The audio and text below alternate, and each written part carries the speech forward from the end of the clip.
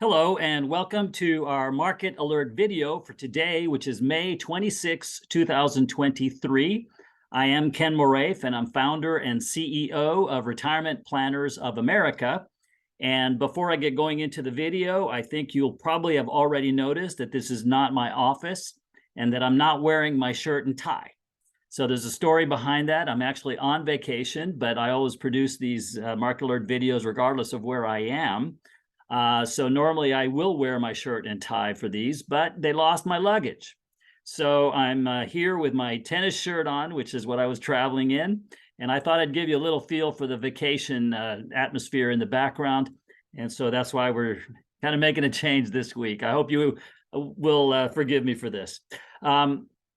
Want to talk with you about the debt limit, the debate, the debt ceiling that's happening right now in the Congress with the president and all of that. One of the things that is potentially that has the potential for happening is that this whole thing unravels and it turns into a really bad bear market. And I know you're saying, well, Ken, all the talk right now is that, Schumer and McCarthy and the president they're working it out, their teams are talking and they're moving in the right direction and everything seems to be hunky-dory. And so why are you even saying this? Well, one of the expressions that I always adhere to is that if you don't learn from history, you're doomed to repeat it. So let's go back in history and let's look at 2018. Well, in 2018, we had towards the end of 2018, the Republicans unanimously passed a resolution. They passed a debt ceiling and it was done. Everybody thought it was over with. But then it went to the Senate, which was controlled by the Democrats at the time, and the Democrats blocked it. Oops. So right now, you have to remember that this thing isn't done until it's gone through the House and it's gone through the Senate, and then it's gotten back to the president. So we have to get through a lot before this is going to get done. Now, hopefully it does, and we think it will, but that doesn't mean that it will, right? So we have to be careful here. So what happened after that? Well, in January of 2019, what happened was that the Democrats took over because they had just gotten elected. And so the House, which is now in the Democrats' hands, passed their version. Well, guess what happened? The Senate, which had now switched over to the Republicans, blocked it. My, isn't it fun? So then what happened was that because they blocked it, there was a huge fight and everybody was finger pointing and accusing each other of all kinds of things. Well, the government didn't have the money, so it shut down. And we had hundreds of thousands of people that worked for the government that didn't get their paychecks, that Social Security checks were delayed, and it caused a mild recession. And so all of those things kind of happened after where we are right now in this whole process. And what did happen, it took several months for the whole thing to work itself out. And the S&P, the stock market, went down 19% in that whole fiasco. So it's very possible that that thing or some version of it could happen again, which is that, yes, the president and yes, McCarthy and Schumer, they all come to some deal. But then when it goes to the House, there are people there that say, nope, not good. We reject this. Or it gets past the House and in the Senate, they reject it for whatever reasons. So there's a long way to go in our view before all this is resolved. And it could fall out of bed. And if it does, they're going to have to pass some continuing resolution because, again, we give it a 0% chance that we're going to default on the debt, which means that they're going to have to pass some sort of continuing resolution. We're going to fund the government for 3 more months while we fight this out.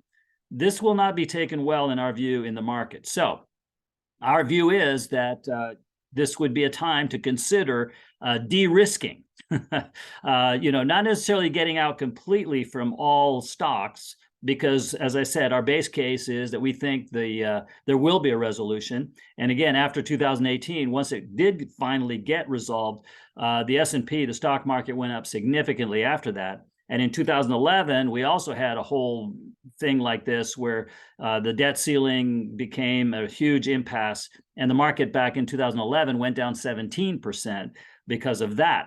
Now, after it was resolved, it went back up again. So how do you deal with that short-term part and stay invested to participate in the next part? Well, we believe de-risking is the answer. not necessarily getting out completely out of stocks, but maybe reducing your exposure so that you don't experience as much of the downside. So that's our view of where we are and where we think things are going to go. What should you do about it? Well, there's a link below this video, and certainly you can go to our website, rpoa.com. Visit with one of our retirement planners.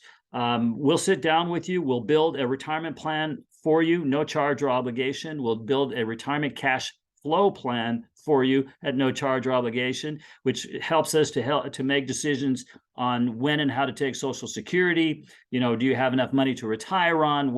How much risk should you take? All those kind of questions. It helps us to kind of crystallize that information, project into the future, and help you to make decisions. We'll do it all with you at no charge or obligation. We'll also go over with you our invest and protect strategy, which is the strategy that told us to sell last year in April. And you know how much the market went down after that. Hopefully you were not in it, but if you were, I'm sure you experienced some losses that you don't want to do again. We'll go over our strategy with you. And so we had a lot of information we'll share with you at no charge or obligation. So take advantage of that. rpoa.com is our website. So all I got for you today. I have a tip for you, and that is that if you are traveling, make sure you keep with you everything that is important. Okay, don't check important stuff. Like, for example, I never check my tennis racket. I always take my tennis racket with me. And because when I arrive wherever I am, if they lose my luggage, I still need to be able to play tennis. But more importantly, when we were in the line to report our lost luggage, there was a gentleman in front of us, and God bless him, but he was very panicked, and he was telling the person, "You don't understand. My wife's medication is in that luggage. You have to find it. This is really, really important. She cannot go without her medication." And I was thinking, I hope, and I don't know the results. I hope they found their luggage in time. But I was thinking, man, you just never, anything that's really important, you take that with you. Computers that you don't want to lose, medication, tennis rackets, whatever it may be, don't put that through the airlines because you don't know if you'll ever see it again. So anyway, a little tip for you on traveling, a little background for you to hopefully you're enjoying that. And hopefully next time you see me, I'll be wearing my shirt and tie. At the very worst, I'm going to go buy them so that I can wear them in case my luggage never gets found again, which I hope doesn't happen. So thanks for watching this video, and we'll talk soon. Share it with as many of your friends and family as you possibly can. Okay, so thanks again.